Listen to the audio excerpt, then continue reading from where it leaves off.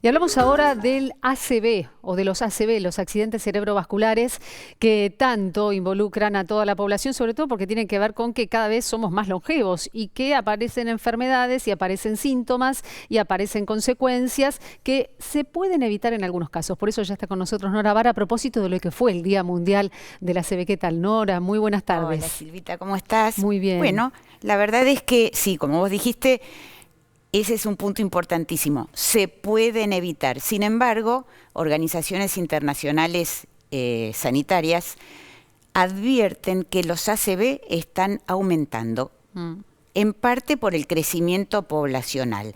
Y lo peor de ese número es que se calcula que de aquí al 2050 el 91% de ese aumento, que es importante, es de un 50%, va a ser en los países de medianos y bajos recursos. Nora, nos trajiste más información que la compartimos ya mismo con todos ustedes en casa a través de esta placa. A ver, ¿de qué se trata? Así es. Bueno, la ACV se considera, acá en la Argentina se producen entre 50.000 y 60.000 por año, de acuerdo a dos estudios, uno en Tandil y otro en General Villegas, que analizaron la incidencia, o sea, los nuevos casos por año.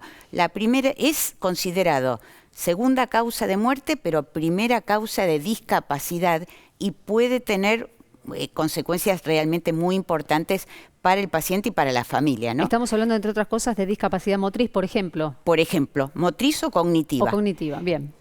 Como decíamos, 50% se estima que pueden aumentar para 2050, el 91% en países de medianos y bajos recursos, y las causas son, en primer lugar, principalísimo la hipertensión arterial, pero también el tabaquismo, la diabetes, el consumo de alcohol y las dislipidemias, o sea, colesterol alto, etcétera. Y esto se soluciona controlándose. Bueno, hay que hacer un ¿no? control. Claro. Se considera que si se controlan los factores de riesgo, se puede reducir hasta un 80% los accidentes cerebrovasculares. Un índice altísimo, para tenerlo en cuenta. Muchísimo.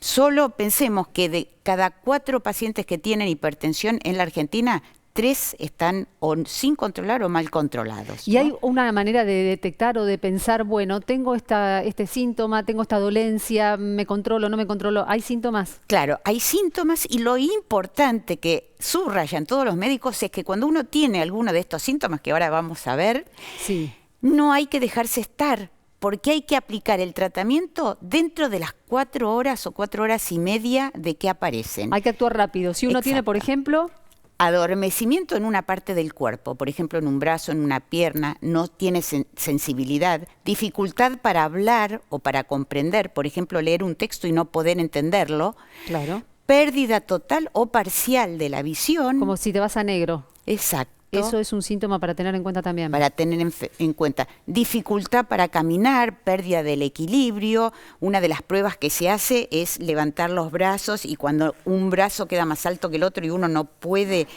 o no puede calcular, digamos, para entrar, se choca contra objetos, en fin.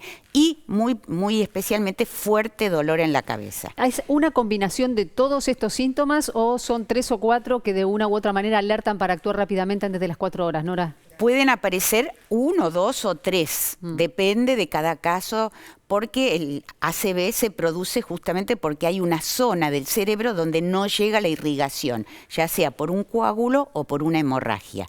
Entonces, depende en qué zona está localizado el accidente cerebrovascular, los síntomas que vamos a tener. Pero lo importante es que si uno tiene dudas, tiene alguno de estos síntomas, importantísimo no dejarse estar, no pensar, me tomo un analgésico y me voy a dormir a ver si se me pasa solo. Ir a una guardia y hacer la consulta, especialmente, por supuesto, en mayores de 55 años. Pero no hay que descartar en jóvenes, porque muchas personas jóvenes a veces los padecen y recibiendo el tratamiento de inmediato se pueden reducir muchísimo las secuelas. Importantísima la información que nos trajiste hoy, para tomarla en cuenta en casa, sobre todo ante también las causas, que son muy comunes. Exacto. Por un lado, siempre es mejor prevenir antes que nada.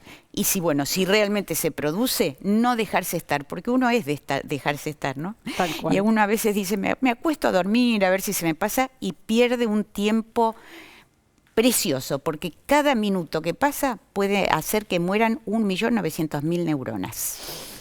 Gracias, Nora. A vos.